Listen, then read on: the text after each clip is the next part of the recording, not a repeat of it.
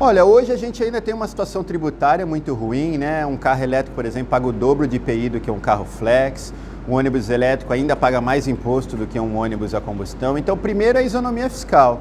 Os veículos elétricos deveriam pagar o mesmo imposto do que um carro a combustão. Eu, pessoalmente, acho que eles deveriam pagar menos, assim como o mundo todo está fazendo.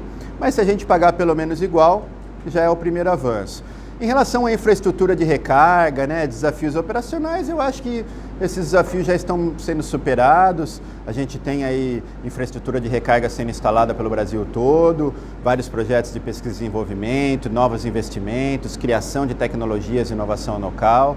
Então, acho que esse gargalo que existia não é um problema muito grande. O que a gente precisa mesmo é vontade política, ter prefeitos, governadores, que percebam a necessidade de implementar políticas de maior impacto na cidade, então fomentar essa integração entre o transporte público, habitação, trabalho, fazer com que a gente tenha corredores cada vez mais integrados, corredores de ônibus onde a gente possa eletrificar, a integração entre o aplicativo, o transporte público, o metrô, o VLT, quer dizer, integrar todos os modais, criar uma rede de transporte limpo para que as pessoas possam optar todos os dias para ir para o trabalho, para a educação, para os seus serviços e resolver o problema tributário, tendo um pouco de incentivo governamental, que não necessariamente é fiscal, né? Incentivos de estacionamento privilegiado, né? De poder ter redução de custos, por exemplo, de isenção de rodízio, isenção de pedágio, né, outras ações que de alguma maneira alavanquem esse setor, vão fazer com que o elétrico seja cada vez mais viável no Brasil, assim como ele é no mundo todo. O mundo passa por uma transição gigante, a gente demorou 10 anos para vender 1 milhão de carros elétricos. Né? Depois foi 1,5 milhão, o ano passado foi 2,5 milhões, esse ano vai ser mais de 3,5 milhões. Então tudo bem, o market share do elétrico era 1, 2%. O mercado chinês saiu de 3 para 6 esse ano, é o maior mercado do mundo.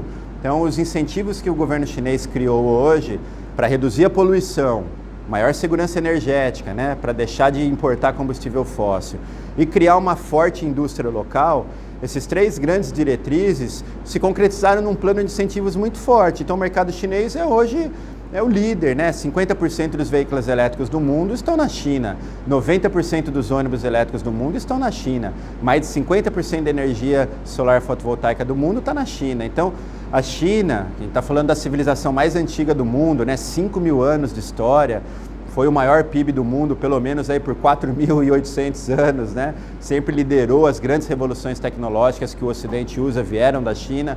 Nada mais natural que a China, a segunda maior potência do mundo, nessa transição para se transformar na maior potência do mundo, que vai ocorrer em poucos anos, ela volte a priorizar cada vez mais inovação, tecnologias disruptivas.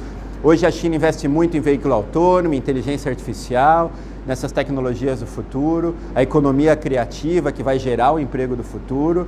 Então eu espero que o Brasil simplesmente não fique de trás, vendo esse desenvolvimento todo, querendo simplesmente investir em pré-sal, vamos proteger a indústria do passado, porque se a gente não fizer essa transição, certamente a gente vai ficar para trás. E daqui a alguns anos essas fábricas que estão aqui não vão ser competitivas, não adianta a gente querer sobretaxar a nova tecnologia, elas não vão ser competitivas, elas vão fechar e a gente vai perder esse parque produtivo importante que vive no Brasil. Então, na minha opinião, acho que o que a gente realmente precisa é de governantes que entendam essa transformação global no setor energético, no setor de serviços, na economia criativa, na mobilidade urbana e criem as legislações que permitam essa inovação no Brasil, para que a gente não fique simplesmente a reboque desse desenvolvimento e possa fazer alguma coisa um pouco mais efetiva para o Brasil fazer parte dessa transição. Perfeito. Excelente.